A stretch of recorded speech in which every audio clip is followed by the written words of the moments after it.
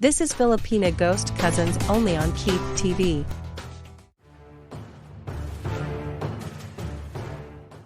The Great New England Vampire Panic.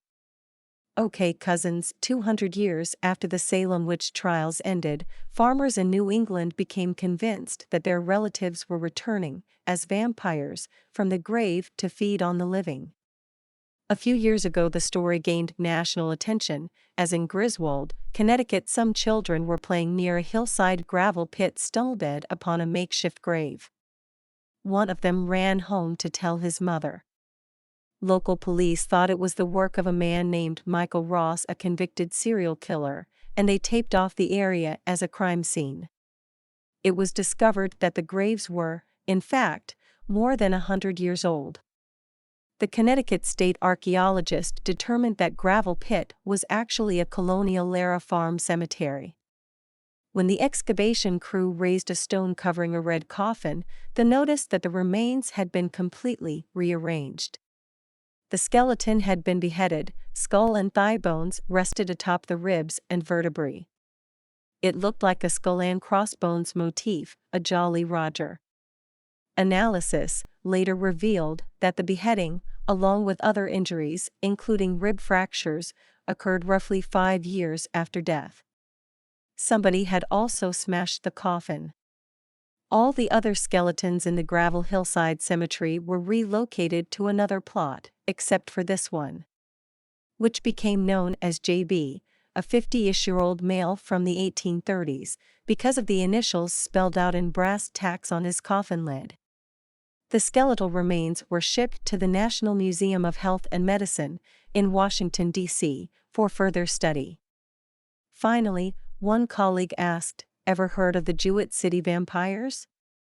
The story goes as such: in 1854, in Jewett City, Connecticut, townspeople had exhumed several corpses suspected to be vampires that were rising from their graves to kill the living. A few newspaper accounts of these events survived. During this time frame, multiple exhumations had occurred. Many of the other vampires, like JB, had been disinterred, mutilated, and then reburied. Tuberculosis was commonly known as consumption at the time, was rampant in the area. The classic symptoms were a chronic, sometimes bloody cough, along with fever and weight loss. To helpless loved ones, it appeared as though the victim was withering away. Without medicine, TB was devastating. By the dawn of the 19th century, it was responsible for approximately 1 out of every 4 deaths in the eastern U.S. Based on what they were seeing, and a good old dose of superstition, many early New Englanders believed that vampires were responsible for the symptoms.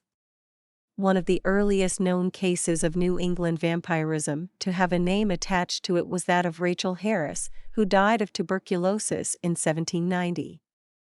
The year after her death, her widower, Captain Isaac Burton, married her stepsister, Huldah. Before long, Huldah began exhibiting symptoms similar to Rachel's, and family and friends therefore reasoned that Rachel was the culprit. In February 1793, more than 500 Manchester residents braved frigid temperatures to watch the liver, heart, and lungs be removed from Rachel's exhumed corpse and burned on a blacksmith's forge. According to some versions of the tale, portions of the organs were preserved to make a medicine for Huldah. Regardless, she died that September. There were others. A. Gale Staples from Cumberland, Rhode Island.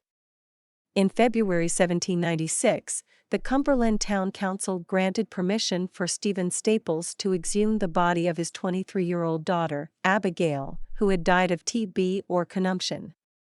Shortly after Abigail's death, her sister, Lavinia, had started showing the familiar symptoms of consumption.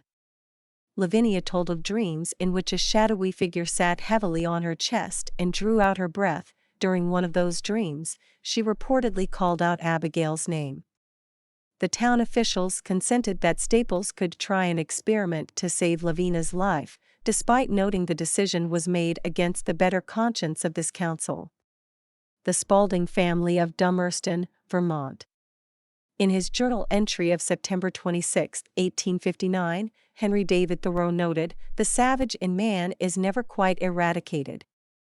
I have just read of a family in Vermont, who, several of its members having died of consumption, just burned the lungs and heart and liver of the last deceased, in order to prevent any more from having it." At the time, Thoreau himself had long been battling tuberculosis, of which he would die 3 years later, although in his case no one seems to have suspected vampire involvement. As for the episode to which Thoreau referred, it's likely the 1790s ordeal of the Spaulding family. Having lost 6 of his 11 adult children to consumption, Lieutenant Leonard Spaulding was desperate. When yet another daughter grew ill, the body of the most recently deceased child was dug up and the vital organs removed and burned. Incidentally, one vampire-adjacent belief of the day was that vines would grow between buried caskets, and that once all of the burials in a plot had been so connected, another family member would die. When Spaulding's son Reuben was buried in 1794, his grave was set apart from those of his other family members, possibly to break the chain. Mercy Brown of Exeter, Rhode Island. In 1883, Mercy's mother died of consumption. 7 months later, Mercy's 20-year-old sister died, and a couple years after that both Mercy and her brother Edwin grew ill. Edwin was sent away to recover, but Mercy soon died. Mercy's father, George, was by then desperate to save his remaining children, and though he was said not to believe in vampires, consented to have his family's bodies exhumed. As the Providence Journal reported on March 21, 1892, Dr. Harold Metcalf, the medical examiner of the district, who examined the bodies, is not one to believe in the vampire superstition. He made his examination without exceptional results, according to his own belief, but found in one of the bodies, to the satisfaction of many of the people down there, a sign which they regarded as proof. When he removed the heart and liver from Mercy's body, a quantity of blood dripped therefrom. The vampire, the attendants of the doctor said, and then, conforming to the theory of the necessity of destroying the vampire, burned the heart and liver. On Friday 19, 1875, the Augusta, Maine Journal reported, a young man in the town of Vassalboro was suffering in the last stages of consumption, the disease which had insidiously and stealthily brought him to the verge of the grave. For several weeks he had been entirely prostrate and unable to speak, even to articulate a syllable. He became so oppressed for breath that he compelled his attendants to raise the windows in his room, put out the fires, and resort to every means to obtain fresh air. One day last week, the young man died. Friendly hands prepared the poor emaciated body for the burial, but just as the attending friends were arranging the remains for the casket, there appeared unmistakable evidence of returning life in what had seemed to them an inanimate mass of clay. The car of an attendant was bent down to the side of the dead man, and it was discovered that the heart had begun again its slow and measured palpitations, the pulse throbbed, and the young man arose from the death shrouds, opened his mouth, and spoke in clear and distinct words to those who stood appalled in the death chamber. There was no huskiness in his voice, he appeared lively and active, said he felt not the slightest pain, but, to use his own language, "I feel just as well as I ever did." At his request, the neighbors were all called in, who crowded the house for hours, declaring that the recovery of the man was equal to any miracle recorded in the scriptures.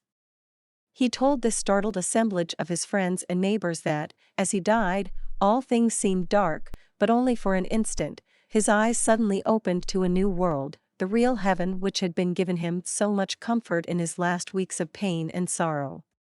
He stood upon an eminence which overlooked a vast and beautiful plain. The magnificent plain stretched further than his enlarged vision could penetrate, and he described it in language which to his mortal auditors seemed extravagant in the extreme. But the revivified life of the young Maine was not to continue long. Before night he again resigned himself to death. The body was kept a reasonable length of time, and buried on Sunday last, the funeral being largely attended. We have written out the particulars of this remarkable even substantially as we have heard them, allowing our intelligent readers the privilege of drawing their own inferences. So what do you think? Thank you for watching. As always, please like, share, comment and subscribe. I hope to see you next week. Okay, Everyody, that's a wrap.